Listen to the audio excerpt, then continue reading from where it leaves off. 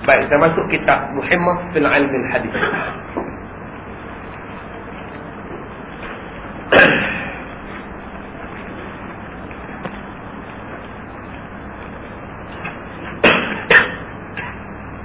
Baik, kita masuk kitab Muhimmah pada muka surat yang ke-20.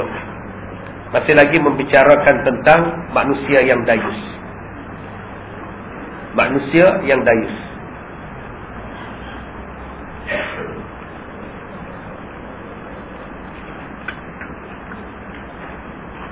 Baik. Menceritakan oleh Imam Ahmad dan Imam Nasa'i dan Imam Hakim daripada Abdullah bin Umar. Salasatun harramallahu tabaraka wa ta'ala alaihimul jannah. Mudminul khamr wal-aqul walidayhi wad-dayus alladhi yafirru fi ahlihi al-qubur. Artinya, 3 golongan manusia yang telah diharamkan oleh Allah tabaraka wa ta'ala, mereka itu akan masuk ke dalam syurga. 3 golongan manusia yang haram masuk syurga, malah tidak boleh mencium bau syurga. Tuan-tuan, cium pun tak dapat. Jangan kata nak masuk, cium pun tak dapat. Yang pertama, kata Rasulullah, orang yang minum arak, orang yang mengekalkan meminum arak. Kalau dah taubat tak? Dah taubat tak apa. Setitik arak kita minum, tuan-tuan, 40 hari Tuhan tolak ibadat. 40 hari. Dalam agama kita ni, tuan-tuan, banyak sungguh cerita 40 hari. Banyak sungguh cerita 40. Nabi kata manusia ni kalau umur 40 tahun tak berubah lagi, payahlah nak berubah. Imam Ghazali kata manusia ni kalau dah masuk 40 tahun tak khusyuk lagi sembahyang, adalah benda tak kena.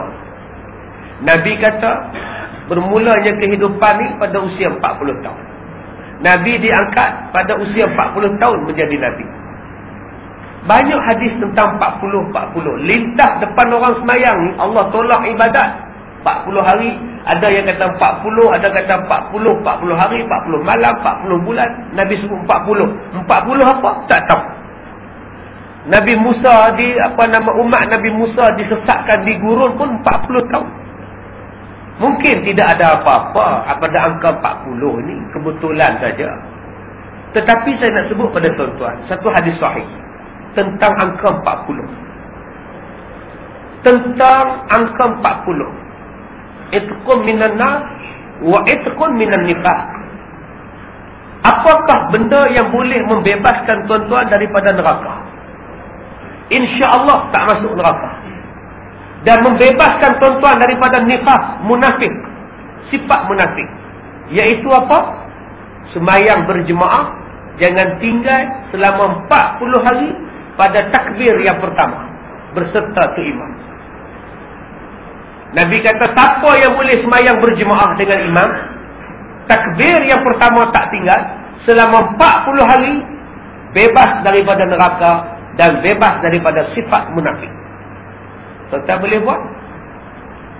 Orang perempuan kata kami tak dapat lah Ustaz, kami setiap bulan cuti Ustaz.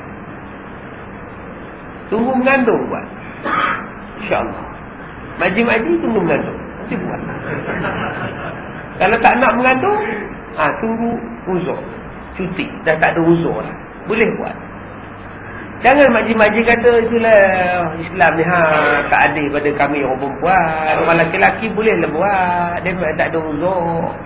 Jangan cakap gitu maji. Orang lelaki walaupun tak ada haid, berapa ramai yang boleh buat? Boleh tuan-tuan buat 40 hari. 40 waktu di Madinah pun tak buat. Duk tidurlah hotel je. Dia memerlukan iman yang kuat, jihad yang kuat, semangat yang kuat, baru dapat 40 waktu. Tok imam, jadi imam pun belum tentu dia dapat. Bila mai giliran dia datang sembahyang. Bila giliran dia tak datang, bukan gilir dia tidur di rumah, dia pun tak dapat. Bilal pun belum tentu dapat. Yang dapat ni betul-betul kuat iman dia. Sebab itulah Allah bagi dekat dia pembebasan daripada neraka. Dah 38 hari dah tak pernah tinggal satu waktu pun berjemaah. Masuk hari 39 tertidur sembahyang sah. Tak sedar pukul 6. Allah, habis 39. Mula balik pada kosong. Dan dia tak boleh carry forward. Tak kira halal tak lagi cari tak. Halal tak halal. Kena perform balik. Masya Allah tuan-tuan. Ujian banyak. Nak ambil anak tuition. Nak hantar isteri pergi kerja. Nombor telefon balik cepat. Ayah sakit. Tak boleh sembahyang jemaah. Mai kita kereta rosak tengah jalan. Jam pula tu. Sangkut dalam banjir pula. Bila nak sembahyang jemaah? Tertidur. Tak sedar-sedar. Terlepas ada sembahyang jemaah. Susah nak dapat tuan-tuan. Sebab itu, siapa yang boleh buat 40 hari ni, insya-Allah. Ustaz, saya dah buat 2 kali Ustaz. 40 hari tu memang tiap tertidur di masjid Ustaz. Kamu orang tablet ke? Insya-Allah Ustaz. Sebab tu orang tablet dia keluar 40 hari. Dia nak dapat yang ni. Kita tak faham tablet kita tiba. Tablet tak balik. Telefon semaya nak dapat 40 hari. Tapi syarat pun tablet tinggallah belanja isteri di rumah.